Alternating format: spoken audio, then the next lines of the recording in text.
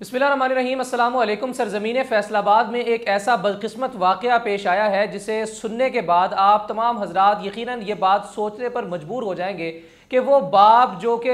साहिबान का किरदार अदा करता है अपनी औलाद के लिए, सारी ज़िंदगी खुद धूप में खड़ा होता है, खुद झुलस जाता है, लोहा पिघला देने वाली गर्मियों में मजदूरियाँ करता है, रगों में खून जमा देने वाली ठिठरती हुई सर्द रातों में अपनी औलाद की बेहतरीन ज़िंदगी के लिए, उनके बेहतरीन मुस्तकबिल के लिए जिद्दोजहद करता है, मेहनत करता है। वही औलाद, वो बदबख्त और नाखलफ औलाद बड़ा हो जाने पर अपने वालिदैन को ही कत्ल कर देती है, अपने वालिदैन को ही मार देती है, अपने वालिदैन का इस्तेहसाल करती है, उनके साथ एक ऐसा सलूक रवा रखती है जिसके मुतल्लिक़ रसूलुल्लाह सल्लल्लाहु अलैहि वसल्लम ने फरमाया था कि क़ुर्ब क़यामत ऐसा दौर आ जाएगा कि जब लौंडियाँ और ग़ुलाम अपने मालिकों को जन्म देने लगेंगे। उससे मुराद यही है कि औलाद इस कदर नाखलफ और नाफरमान हो जाएगी कि वो अपने वालिदैन को एक लौंडी और एक ग़ुलाम की तरह ट्रीट करने लगेगी। शहर फैसलाबाद में एक शख्स हैं, एक साहिब हैं, उन्होंने ये फ़ैसला किया कि क्यों ना मैं अपनी जायदाद को अपनी ज़िंदगी में ही फ़रोख्त करके अपनी औलाद के दरमियान तकसीम कर दूँ, ताकि मेरे इस दुनिया से चले जाने के बाद मेरी औलाद के दरमियान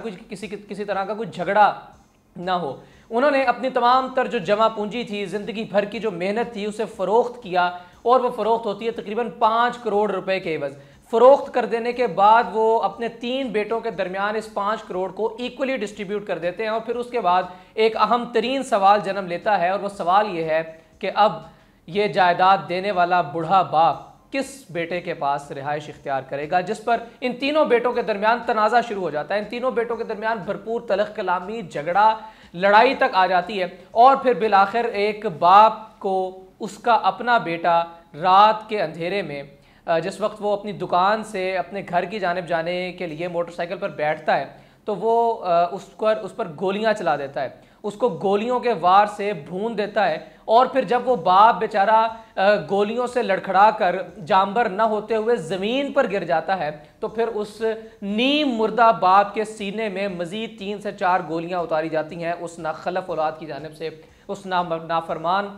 और बदबख्त औलाद की जानिब से, जो कि अपने वालिद को पर तकरीबन कमो पेश कुछ 6 से 8 के करीब गोलियों की बरसात करता है, अपने बाप का सीना छलनी कर देता है, अपने बाप को गोलियों से भून देने के बाद वहाँ से फ़रार होने की कोशिश करता है। लेकिन फैसलाबाद पुलिस की जानिब से भरपूर एक्शन लेते हुए, फिलफौर कार्रवाई करते हुए उस नाखलफ आदमी को पकड़ लिया जाता है, गिरफ़्तार कर लिया जाता है। बाकी के जो 2 मुलजिम के जो 2 भाई थे वो फ़रार हो जाते हैं और ताहाल उनका सुराग नहीं लगाया जा सका। ये बात पल्ले से बांध लीजिए कि दीन ने जिन चीज़ों के हवाले से उसूल तफवीज़ कर दिए हैं, वज़ा कर दिए हैं, उनके अंदर भरपूर हिकमत भी है, उनके अंदर भरपूर सबक भी है। और उन आमाल के या फिर उन अहकामात के ख़िलाफ़ जाकर अपनी ज़ाती ज़िंदगियों के कुछ फ़ैसले लेना इंसान के लिए किस कदर गलत और नुकसानदेह साबित होता है, ख़तरनाक और खौफनाक साबित होता है, उसकी एक मिसाल आपने फैसलाबाद के इस वाक़े में देखी है। अल्लाह के नबी ने विरासत की तकसीम के हवाले से एक बहुत सादा सा उसूल जो है वो समझाया। अगरचे ये जो पूरे का पूरा टॉपिक है, कॉम्प्लिकेटेड टॉपिक है,